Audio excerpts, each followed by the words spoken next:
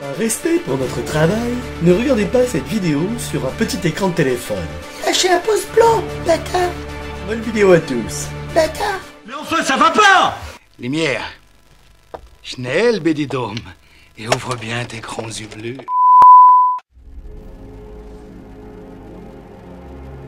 Philippe! Je sais où tu te caches!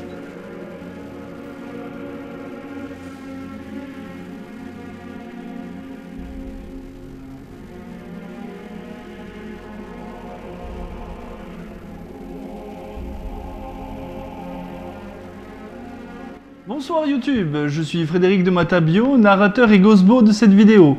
Je m'en vais vous narrer une bien étrange histoire. Ouais bah vas-y mollo quand t'ouvres la couverture parce que c'est assez fragile, t'as vu? Ça, c'est tout cassé. Il y a bien longtemps, dans une galaxie, sur une petite planète nommée Vulva, vivait un peuple de guerriers et de magiciens irresponsables et twittériens. Parmi eux, le mage Croco, enchanteur et grand maître des sciences de l'ingénierie, capable aussi de vous soigner le cancer par sodomie.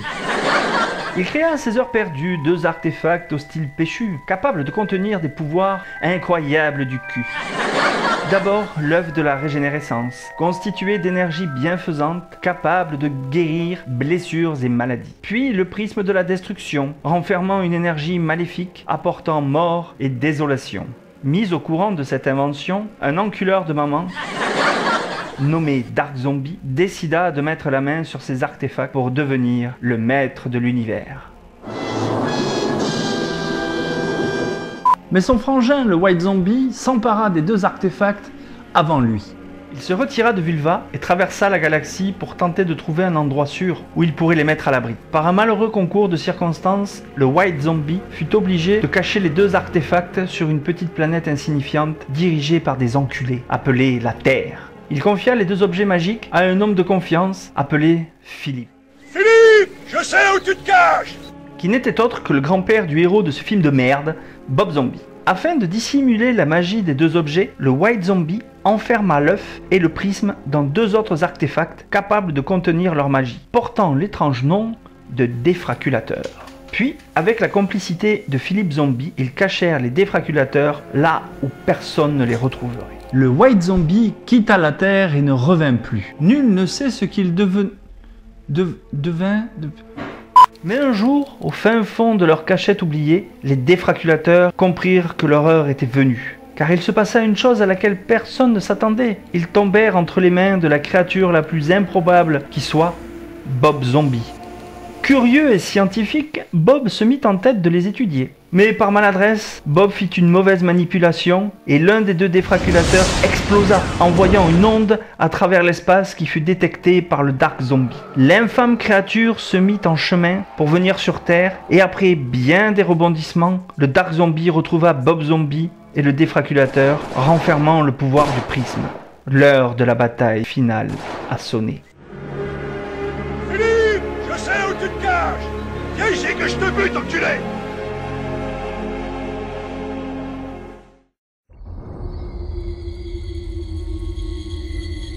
Oh oh oh, tu es perdu. Je vais te faire un trou de balle dans la tête. Ferme ta gueule, t'auras chaud aux dents. Game over. Oh bah ça pouvait pas rater, j'ai plus de balles. Le trou de balle dans la tête attendra alors. Cette mise en scène est nulle. Puis ce jeu d'acteur, mais qu'est-ce qu'il est pourri! Fanfaron autant que tu peux, ça ne va pas m'empêcher de te découper au rasoir. Au rasoir électrique? Non, au rasoir laser. 2 minutes, papillon, j'ai aussi un sabre laser. C'est quoi ce délire? Où est-ce que tu cachais ton sabre? Je crois que t'as pas trop envie de le savoir, mec. Bon, ça suffit. On va pas rester comme ça, se regarder comme des tapettes. Eh oh, fais gaffe à ce que tu dis, tu peux pas tester. On est sur YouTube, là. On peut pas dire ce genre de choses. Donne-moi le défraculateur. Je ne te laisserai pas me le prendre. Ce gros plan sur mon œil te montre à quel point je suis déterminé. Survint alors un événement impromptu et décalé, aux effets spéciaux fauchés. Ah, bah, le Dark Zombie ne doit pas mettre la main sur le défraquilateur. Bon sang, le White Zombie m'apparaît en forme spectrale. Vous êtes mort? Non, je ne suis qu'une hallucination maladroitement glissée dans le script de cette scène. Et vous venez me donner la solution pour vaincre le Dark Zombie? Non, je viens juste dire que si le Dark Zombie possède l'œuf de la Renaissance, il deviendra immortel et avec le prisme de la destruction, il mettra à genoux tous ceux qui lui résisteront. Bon sang, mais cette hallucination a raison. Avec le pouvoir des 2 artefacts, il deviendra le maître de l'univers et régnera sur des nations d'esclaves. Pourquoi il parle tout seul? Il est con quoi? Je suis peut-être con, mais toi t'es pas très original. Mettre la main sur des gemmes pour devenir maître de l'univers, cela a déjà été fait de nombreuses fois en comics. Pas très original certes, mais efficace quand même, car ce genre de récit a de quoi vous faire effectuer des sauts de cabri lyophilisés. Le truc qui te met le kiki tout dur, parce que quoi qu'on en dise, on n'est pas là pour lire du comic sans gluten, mais bien pour voir de la baston pleine de testostérone. Eh bah justement, les récits de Conan le Barbare sont riches en batailles épiques. Laissez-moi justement vous parler de mes épisodes préférés. Attends Julien là, on parle juste des batailles épiques dans les comics de super-héros. Ah, bon. Bah oui, désolé grand, hein. Mais peut-être que tu veux quand même dire quelque chose de plus? Oui, abonnez-vous à ma chaîne, le lien est dans la description. Ciao. Et parmi les aventures épiques et péchues que j'ai eu à lire dans mon enfance, c'est bien celle du Marvel 2-in-1 annual numéro 2, datant de septembre 1977, écrit et dessiné par Jim Starlin. John! Non, Jim, c'est Jim, qui est assisté de Joey Rubinstein. John! Bon, je laisse tomber. En tout cas, c'est un récit génial et juteux. Que la plupart d'entre vous avaient pu lire chez Luc dans le 10e album de l'Araignée en 1980, appelé fort judicieusement par les créatifs de la Maison des Idées au secours des Vengeurs, tandis que d'autres velus ont peut-être lu ce récit dans le Strange Special Origin 247 en juillet 1990, ou même dans le Strange Special Origin 304 en avril 1995. C'est une histoire incroyable du cul qui suit les événements de l'Avenger annual numéro 7, et j'ai bien dit annual, et le rêve que fait Peter, qu'on connaît par cœur au début de l'histoire, est un récapitulatif des événements péchus de ce récit velu que beaucoup d'entre vous ont certainement lu dans le Strange Special Origin 244 bis d'avril 1990. Non. Dans cette histoire, Thanos, qui est fier comme s'il avait un bar tabac et qui aime bien défoncer la rondelle de ceux qui ne pensent pas comme lui, car la violence résout tout, hein. J'aurais fait fureur en 40. Bref, Thanos planifiait un génocide stellaire, mais les Vengeurs, le Captain Marvel, Warlock et Dragon Lune tentent de lui péter le stick avant qu'il ne mette ses projets à exécution. Faut dire que Thanos voulait entre autres détruire notre soleil. S'ils réussissent à l'empêcher de tout détruire, les Vengeurs n'empêchent pas la mort de Warlock qui se fait défoncer le pétou par Thanos au cours de l'histoire. Le saviez-vous? Pour la petite histoire, il semblerait que Warlock ait été tué lorsque Jim Starlin a quitté Marvel après une dispute avec Jerry Conway. C'était l'anecdote à pompier. De même, pour en rester sur cette histoire de l'Avenger annual numéro 7, il faut savoir que Starlin a visiblement quelque peu piqué de manière flagrante le design de Gamora à partir d'une illustration d'Esteban Maroto dans Eerie 38 en 1971, une histoire intitulée A Stranger in Hell. Je vous mets les images pour que vous puissiez en juger par vous-même, voyez comme je suis sérieux dans mes recherches. Mais trêve de digression oiseuse et venons-en à la fantastique histoire du Marvel 2-in-1 annual numéro 2. Tout commence avec la capture des Vengeurs par Thanos qui n'a pas renoncé à ses projets. Il est clair que ce mec a un psychopathe en lui. Ouais, il a un gros zob. Qui a dit ça?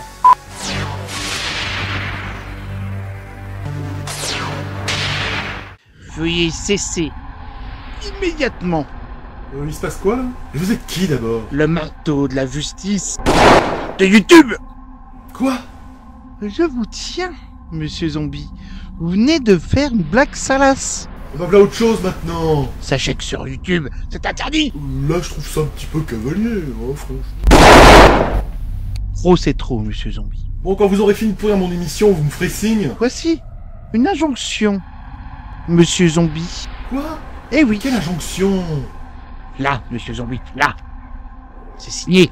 Quelle signature? Et de qui d'abord? Cette injonction du tribunal que je représente vous interdit, à partir de maintenant, de prononcer des mots en hul.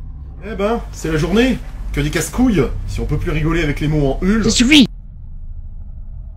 Je vous le remets. Bien gentiment. Voilà, monsieur Zombie.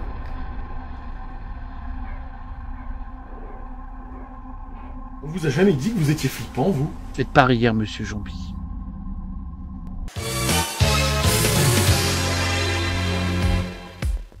Thanos est entouré de serviteurs clowns sortis tout droit d'une ZEP de Mantes-la-Jolie. Oui, je sais, dit comme ça fait bizarre. On imagine que les lecteurs de l'époque ont dû être déconcertés de voir des serviteurs d'un personnage aussi badass que Thanos, qui incarne quand même des valeurs se résumant à gauche dans ta gueule, droite dans ta face. Bref, que ce méga méchant couillu jusqu'au rebord du string soit entouré de clowns aussi grotesques. En fait, Starlin savait délibérément ce qu'il faisait, car ces clowns sont la critique à peine voilée du père Starlin à l'égard de la direction de Marvel. Sacré Jean, un tantinet rancunier quand même. Dragon Lune et sa beauté fanée. Autant dire une milf, quoi. Je disais donc que Dragon Lune envoie un SOS mental sur Terre et Spider-Man le capte alors qu'il pionce. Se sentant dépassé, il va demander de l'aide aux 4 Fantastiques. Les 4 Fantastiques nous protègent du mal.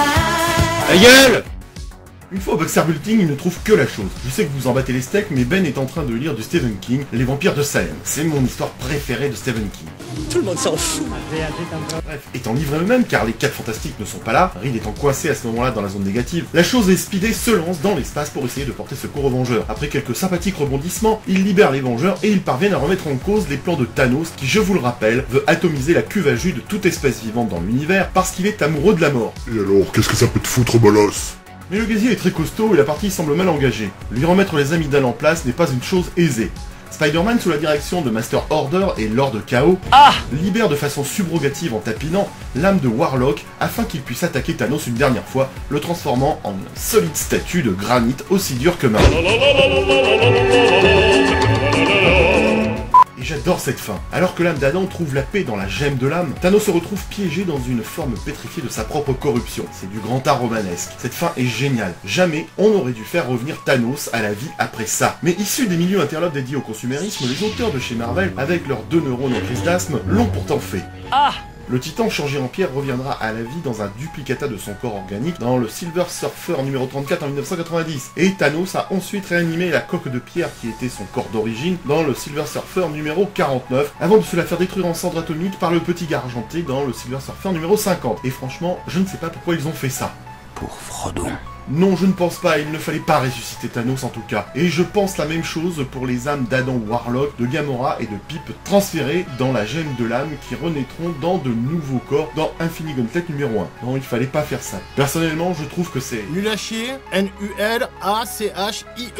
Au passage, j'attire votre attention sur les dates indiquées sur la pierre tombale d'Adam Warlock qui indique 1967-1977. Bien que les dates indiquent que Warlock était en vie depuis 10 ans, cela reflète davantage le nombre d'années de publication entre sa naissance dans le Fantastic Four 66, publié en 1967, et sa mort dans l'Avenger Annual numéro 7, publié en 1977. Car des fans se sont amusés à compter que dans l'échelle du temps Marvel, il n'y a que 2 ans de passé entre les 2 comics. On s'en fout. Ah là là, il est trop con, il est con.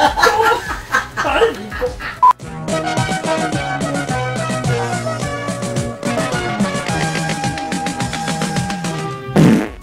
Bien que cette histoire montre qu'Adam Warlock, Gamora et Pip ont été enterrés sur un petit astéroïde, le Marvel 2-in-1 numéro 63 montre plutôt qu'ils ont été enterrés sur Counter-Earth. On s'en bat les couilles, on s'en bat les couilles, on s'en bat les couilles. La bataille de ce récit est grandiose et épique. C'est de la grande BD comme on aimerait en voir beaucoup plus. Oui, je ne mâche pas mes mots, sinon on ne comprendrait rien, mais j'insiste, c'est du grand art avec de grands super-héros et des tas de trucs mystiques et cosmiques qui nous plongent dans un récit au thème philosophique concernant la santé mentale, la vie et la mort, et le destin. Les dialogues peuvent parfois ne pas avoir de swag, comme ma grand-mère la moche qui n'a jamais eu bonne mine. Une mine!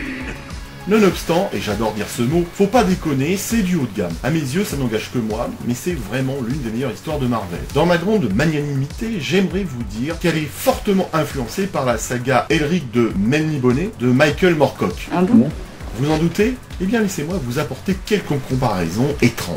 D'abord, la gemme de l'âme est une arme qui boit les âmes. La gemme l'a fait avec Gamora ou même avec le troll Pip dans l'annual numéro 7. Elle est donc comme l'épée d'Elric, Stormbringer pour ne pas la nommer, qui absorbe les âmes. De même, Warlock et Elric ont à peu près le même destin de condamné. Pip le troll est très similaire au compagnon d'Elric, le dénommé Moonglum. Alors bien sûr, vous allez vous calmer tout de suite et boire de l'eau, et on ne va pas reprocher à Starlin d'avoir eu ce genre d'inspiration. Des tas d'auteurs de bandes dessinées ont également emprunté à Moorcock au fil des ans, en particulier Grant Morrison. De même, les Targaryens de George R.R. Martin dans Game of Thrones sont également très similaires aux Melnibonéens de Moorcock. Ouais, c'est pas faux. Certains pensent aussi que Starlin aurait été inspiré par la nouvelle classique de Robert Heinlein, All You Zombie, en 1959, qui est en quelque sorte le nec plus ultra des paradoxes du voyage dans le temps. Et c'est vrai que dans cette histoire, c'est bien le Warlock du passé qui vient chercher le Warlock du présent pour l'aspirer dans la gemme. Quoi qu'il en soit, ce récit est épique, collégramme et grandiose, et là encore, aujourd'hui, je ne boude pas mon plaisir à le relire. C'est exquis. Il fait vraiment partie de mes histoires préférées de chez Marvel, et ce n'est pas pour rien que je l'ai acheté en version originale. Je sais que ça ne se voit pas derrière le masque, mais là, j'ai un petit coulis de bave aux commissures. Bon, ça suffit, j'ai perdu assez de temps, l'heure de l'extermination a sonné, je vais tous vous péter la gueule. Mais dis-moi, Darky, tu n'en as pas marre d'être nazi? Tu te rends pas compte que c'est du fascisme? Va te faire branler, Trotstar, je vais te défoncer la roue.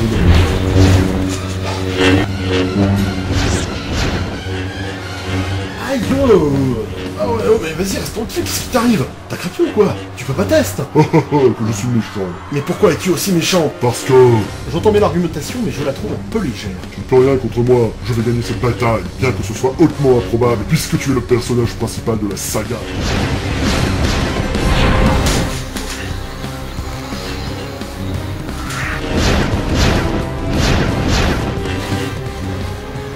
Non mais t'es vraiment sûr de vouloir te battre, mec? Tu sais, moi je suis Capricorne, je fais l'amour, pas la guerre. Tu préfères pas qu'on discute normalement? Bon, je prends ça pour un non. T'es un coriace. Regarde-moi au travers du trou de ce masque d'Arky, et tu y verras ma détermination. Vois comme mes sourcils sont froncés. Bon sang, mais c'est vrai, je n'ai jamais vu des sourcils aussi froncés. Cette mise en exergue de ma détermination devrait te faire réfléchir. Tes sourcils ne m'impressionnent pas, zombie. Personne n'a jamais réussi à me vaincre. Je vois, c'est parce que tu es le plus grand des combattants au sabre laser de l'univers? Non, c'est parce que cette saga de défraculateur n'a aucun sens. Personne ne comprend rien à ce qui se passe dans ce récit depuis le début. C'est pas possible, ce scénario il est écrit avec le cul.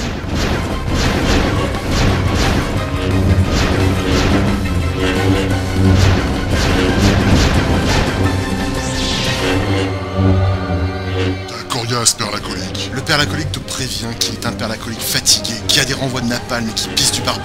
Alors arrête de me peler le jonc, où il va y avoir explication des gravures. Bon, toi, tu commences à me baver sur les rouleaux. Je n'ai plus de temps à perdre.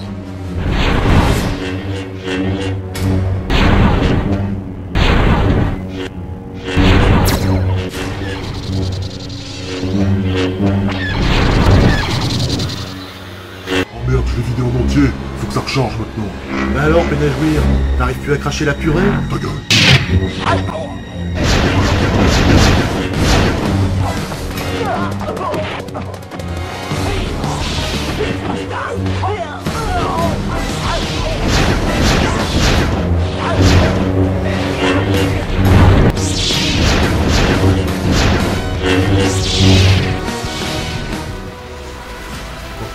Je t'ai vaincu.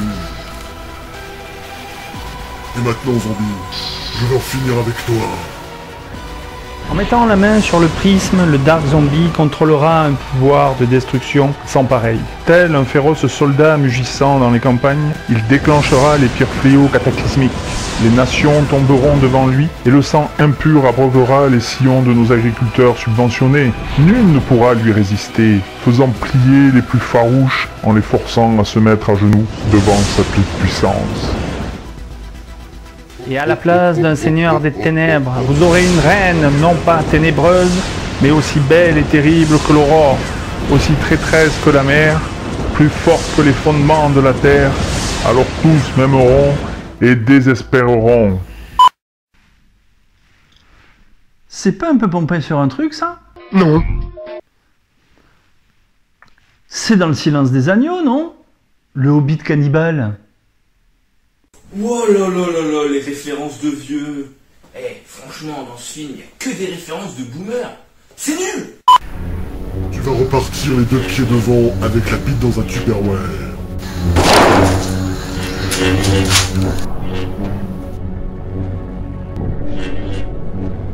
Merde, pourriture communiste. Oh, fais chier.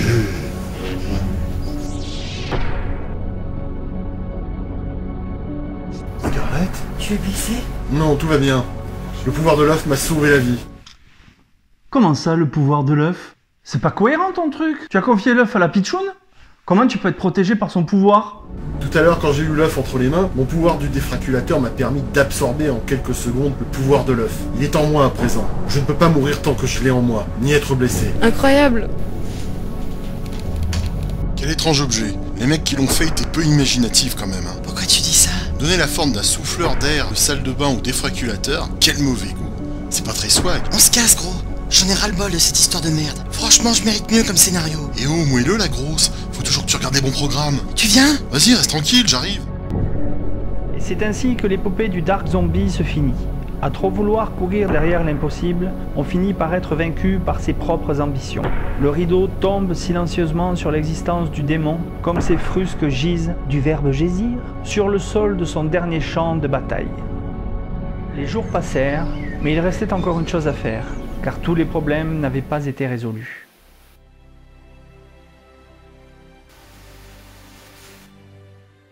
Tu t'en vas? Oui, beauté. J'ai encore une dernière mission à faire. Te débarrasser du pouvoir de l'œuf et du prisme. Comment t'as deviné? Le défraculateur est désactivé. J'en ai conclu que tu avais absorbé le pouvoir du prisme. Et de l'œuf. Je suis le dernier des défraculateurs et je dois utiliser ce pouvoir pour éloigner la menace que constituent ces deux artefacts. Tant que ces deux pouvoirs resteront sur Terre, il y aura toujours des casse-couilles pour vouloir mettre la main dessus. Sur moi. Car ce pouvoir est en moi. Et un grand pouvoir implique de grandes responsabilités. Je vais ramener l'œuf et le prisme à son créateur, le mage Croco. Parce que si on attend que le White Zombie revienne les reprendre, on n'a pas fini de voir des vilains revenir nous prendre la tête. Tu sais où il se trouve? D'après mon ami le Capitaine Machin, il semblerait que le mage Croco soit toujours sur la planète Vulva. Alors je vais lui ramener les 2 artefacts. Ça peut prendre du temps? Ouais, 1 année. Ça veut dire qu'il n'y aura pas de saison 7? Ça veut dire que j'ai une mission à accomplir, et peu importe le prix à payer. Je fais ça pour notre terre, pour les petits farfadets, pour nos amis, pour nous deux.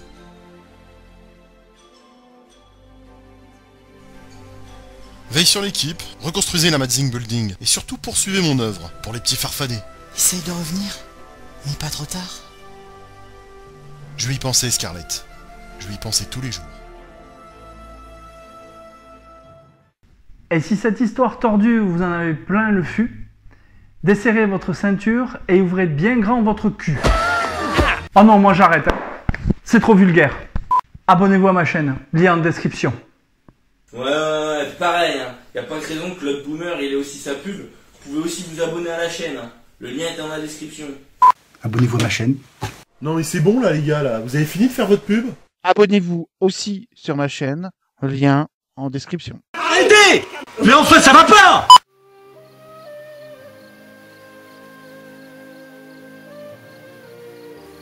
Mes chers farfadets, je pars. Je vous aime, mais je pars. Vous n'aurez plus de geek ce soir. Mon cher Chris, le vol de nuit s'en va, destination Vulva, mage Croco et tout ça. Je pars, prends soin de Patricia. C'est ma mère, ça se voit pas, mais dis-lui que cette fois, je pars. Ma chère Pichoun, je t'aime bien, je garde ta tendresse. Elle me tiendra chaud le temps qu'il me reste. GG veillera sur toi, c'est un bon père, rassure-toi. Il sera là quand je serai pas là, je vous dis salut. Et peut-être qu'un matin, d'un épisode prochain, Zombie sera présent et fera son show comme avant. Cher Robert, je te confie les clés d'Amazing Geek. Ne les perds pas sur le pont des soupirs. T'as le pognon et t'es friqué pour reconstruire. Je vais garder mes blagues au chaud et le sarcasme au froid, vieux compère. Salut ma poule et n'oublie pas les 50 ans de Patricia. Quant à toi, Scarlett, j'ai pensé qu'il valait mieux nous quitter sans un adieu. Je n'aurais jamais eu le cran de te le dire. Que c'est loin où je m'en vas, que c'est loin où tu t'en vas. Je n'aurai jamais le temps de revenir. Et me voilà arrivé au bout de l'aventure. Le Capitaine Machin m'a laissé un vaisseau spatial au cas où j'en aurais besoin un jour. Et je pense que ce jour est arrivé. Alors tu vas me dire, waouh, minute Uncle Bob, comment est-ce que tu sais piloter un vaisseau spatial? Tu peux pas tester. C'est une longue histoire et j'ai pas le temps de te l'expliquer, man.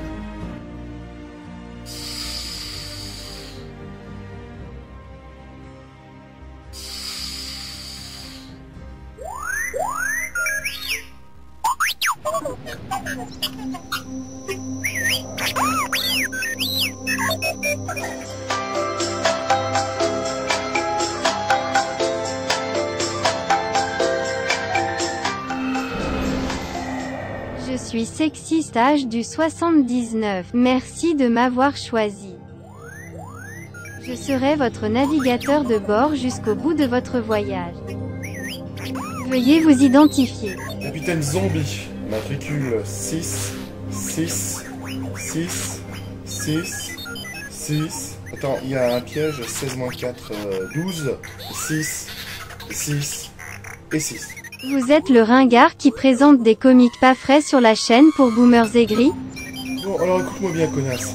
Tu mets ta gueule de Castafiore en PLS ou je te débranche le cul. Où est le vieux? J'étais dans une forme de jactance pour détendre l'ambiance. Tu peux pas tester. Contente-toi de recalculer les coordonnées pour la planète Vulva et dis-moi quand c'est prêt. J'entre les données dans le Stellarscope. Que dit la météo intersidérale? Tu risques de rencontrer un orage cosmique d'amplitude 7 du côté de Metaluna. Sinon, ça sera aussi tranquille que dans la culotte d'une vieille fille au cul déshérité. Calcule au plus vite, je ne veux pas perdre mon temps à voyager dans l'espace. Fais cracher du bit à ce vaisseau.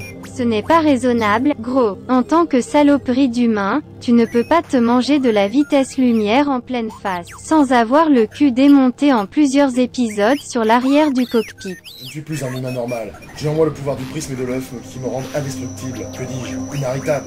Ben voyons. Et quand tu pètes, tu trouves ton falsa? Qu'est-ce que je te demande? Je n'ai pas de temps à perdre. Comme tu voudras, bolos.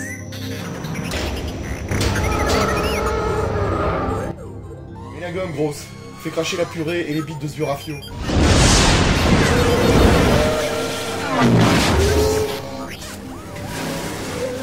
Tu as un comportement suicidaire. Tu ne serais pas en train de vouloir mettre un terme à ton aventure?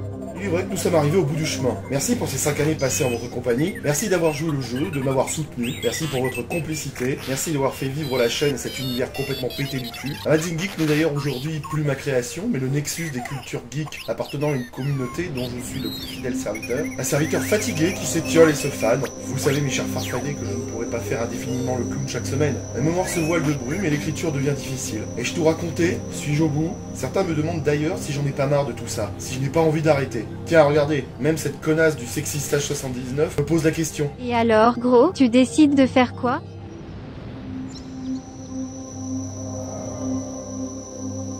Bon allez, on se fait encore un bout de chemin ensemble. Je vous laisse mes petits farfadets parce que j'ai encore pas mal de taf à effectuer sur Vulva. Alors comme disait le jeune, let's go! I set the pace when I'm running. I always take what I want and I always give it 100. Don't need a bank, no I'm funded. Play the game like it's nothing. I'm always thankful for something. Don't take for granted, stay humble. Now wake up! It's time to look at the enemy. Look in the mirror if he is no friend to me. It's not working out, maybe it's the chemistry. It's time to break up so I can make a better me. Better believe in your mind, cause it's everything. You can mold, shape, find almost anything. All it takes is some time and some clarity to find your identity. It's mind over everything.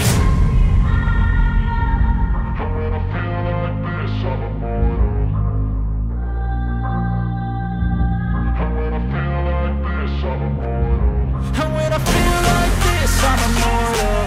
When I feel like this, I'm immortal. When I feel like this, I'm immortal. When I feel like this, I'm immortal. Don't stop, step up.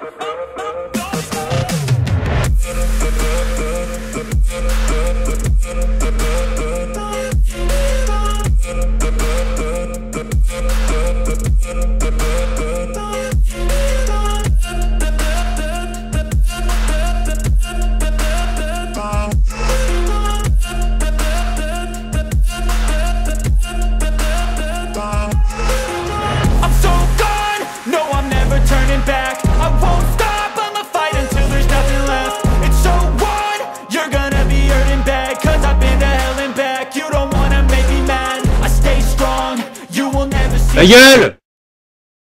Philippe! Je sais où tu te caches! Viens ici que je te bute, enculé!